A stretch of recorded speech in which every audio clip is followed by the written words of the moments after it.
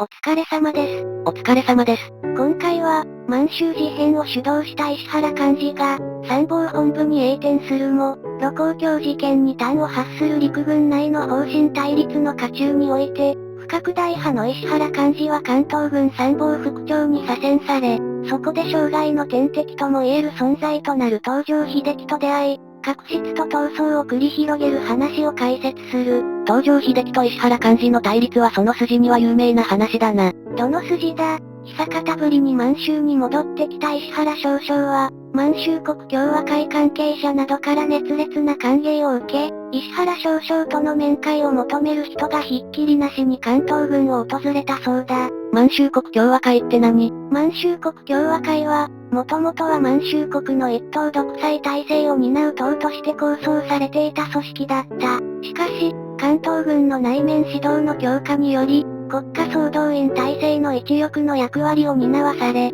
次第に政府と一体になっていった国民強化の組織だ。石原少将はもともと満州国共和会を党として扱うことを考えていた関係から、満州事変の立役者であることも影響して、満州国共和会の関係者からしたら強い思い入れがあったんだろうね。そして、この人脈と能力によって、石原少将が満州に及ぼすであろう影響力の大きさに懸念を抱いた上司がいる。その上司って誰？関東軍参謀長、東条英機だ。同人は帝国陸軍の後半の歴史では最も有名な人物かもしれない。東条英機は、陸大史跡卒業ながらも長州閥に冷遇された東条英則中将の息子として生まれ、陸軍幼年学校、陸軍士官学校、浪人はしたが陸軍大学校と順調に履歴を積み重ね、時には左遷の浮き目に遭いながらもステップアップしてきた、努力型の軍人だ。実務に長け、人情派であったことも伝えるエピソードがある一方で、気に入った部下しか周囲に配置をせず、耳が痛い意見をする部下には配置転換も遠慮しない強権的な一面もあったそうだ。合わなそうだな石原幹事とは。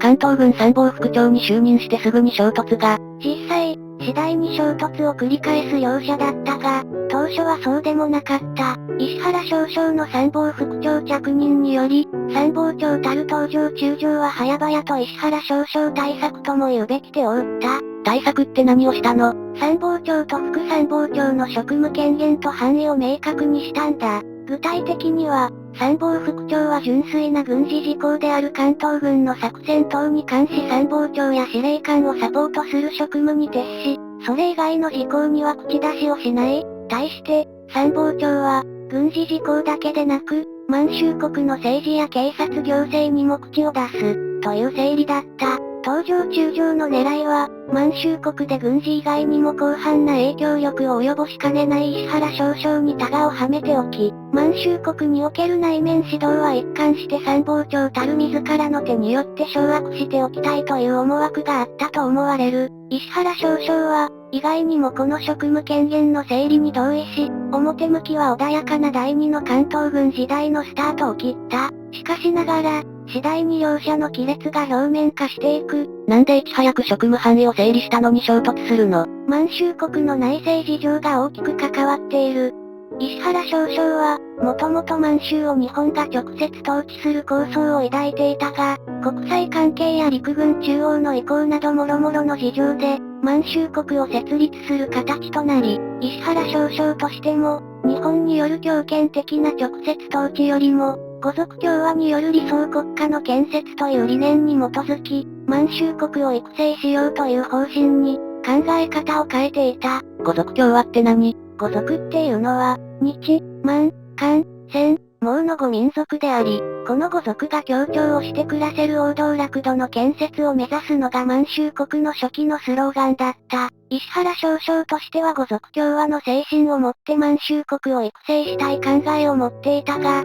東条中将ら関東軍としては、五族共和というのはあくまで理念であって、事実上は、満州国を大日本帝国の傀儡国家や経済基地として活用したいという思惑があったようだ。その象徴的な動きとして、日系官僚の戦王がよく指摘される。戦王って何をしたの？法費とも皮肉られたんだが、法律の制定の連発による権限の著しい強化や、日系官僚の待遇の向上だ。さらに満州国内で亀裂を深めた問題としては、土地の買収問題がある。土地の買収問題とは、満州国樹立以来、日本政府の政策の方針に紆余曲折はあったが、結果として大量の日本人が満州に移民として渡っている。ソ連の対日参戦を思うと暗い気持ちになるね。この移民者には農業従事を目的とした人も多くいて、その土地をどうやって取得するのかが難しい問題だった。本来であれば、満州の広い大地に広がる未開の土地を開墾し、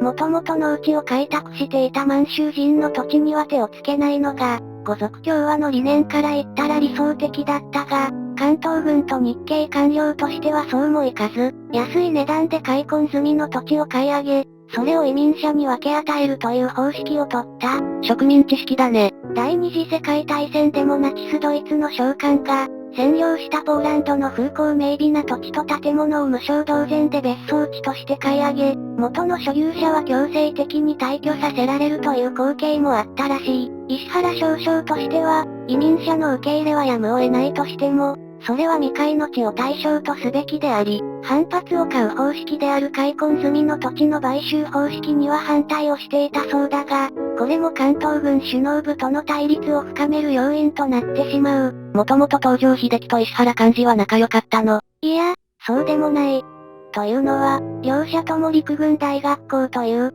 帝国陸軍の高級幹部養成課程みたいなところだが、この陸大の卒業生であるとともに、教官も務めていた時期もあるんだ。この教官時代、石原少将は東条中将に対し、上等兵程度の男であると警部する発言をしたとの説があり、当然、このような言辞に当時はすでに盛んだった東条中将としては、愉快なはずがない。しかも、先ほども言及した通り、東条中将は、部下に対する人情派の面があった一方で、肌の合わない部下は遠ざける、あるいは左遷させるなどの措置を取る傾向があり、ズバズバメンバ戦ばかりに上司に意見する石原少将とは、馬が合わなかったであろうことが推測される。東条英機はなんで関東軍にいたの？東条中将は、左遷されてパッとしない経歴の過程で関東軍憲兵隊司令官に就任し、満州の卑属討伐で辣腕を振るって再評価され、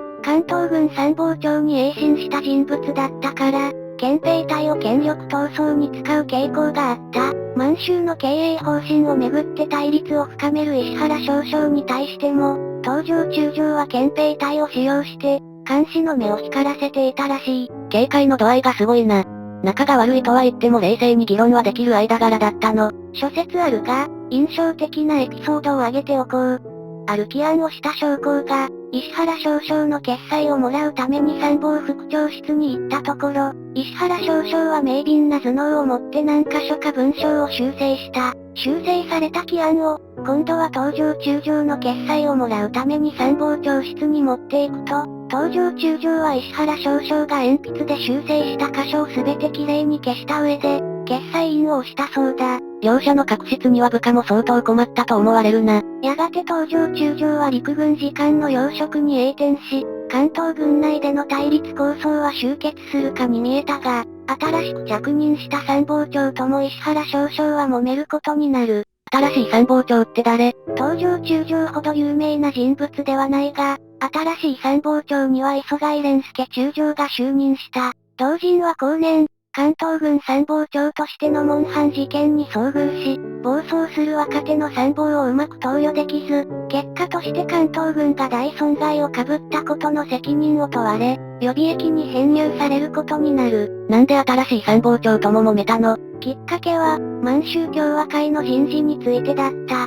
関東軍が主導して選任した共和会の幹部人事について、石原少将は、満州の諸悪の根源であるかのような批判を展開し、その批判の標的になった人物の不況を買い、関東軍に抗議が寄せられ、関東軍も対応に苦慮するという構図だった。あれだな、舌下が多いのかもね石原幹事は。満州国の改革にあらゆる意見を提出していた石原少将だったが、磯貝中将ら関東軍首脳部にそれを拒絶されるに至り、石原少将は予備役編入を願い出ることを決意する。現役を退くの？いや、実際に現役を退くのはもうちょっと後だけどね。予備役編入を願い出て、返事も待たずに石原少将は日本に帰国してしまったんだ。この経過からすると、石原少将は参謀本部時代から数えて再びの権力闘争に敗れ、かつ、後年は陸軍の主領となる東条英機との対立を決定的なものにしてしまったという意味で、再びの関東軍時代は、石原少将の軍歴に暗い影を落とす時期だったと言えるだろう。さて、以上の通り、石原幹事と東条英機の確執を解説してきたが、当解説チャンネルである秋田号だけでなく、大日本帝国陸軍の戦車、ドイツ国防軍の戦車、突撃砲、野砲等の解説チャンネルである、機構情報号というチャンネルもやっておりますので、ご興味のある方は概要欄の URL をご参照ください。画像の動画は、日本軍の戦車部隊が、電撃作戦とも称された快進撃を成し遂げた戦闘、マレー作戦の解説動画です。マレーの虎山下智之中将率いる日本軍の戦車部隊が、マレー半島特有の事情に苦戦しながらも連合軍を撃破する過程に着目だな。ここまで見てくれた人、ありがとう。秋田号と機構情報号のチャンネル登録をよろしくお願いします。